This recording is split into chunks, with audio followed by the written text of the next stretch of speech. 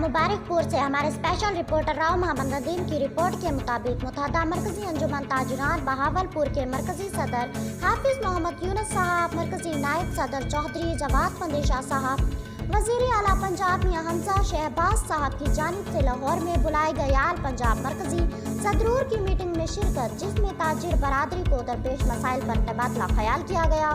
Meeting में पूरे पंजाब के मरकजी सदूर अंजुमन ताजिरान ने शिरकत की। बहावलपुर ताजिरान की नुमाइंदगी करते हुए हाफिज मोहम्मद यूनुस साहब ने दरखास्त की पंजाब हुकूमत के बिजली बचाओ शेड्यूल के मुताबिक मार्केट्स और बाजार रात को 8 बजे की बजाय रात को 9 बजे बंद कराएं।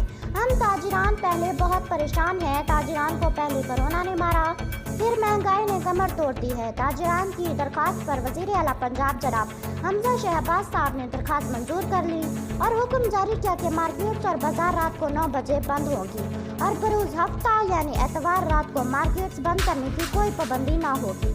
बाकी मेडिकल स्टोर, सब्जी, दूध, दही, bakery, petrol pump, kirana, hotel पर कोई पाबंदी नहीं होगी।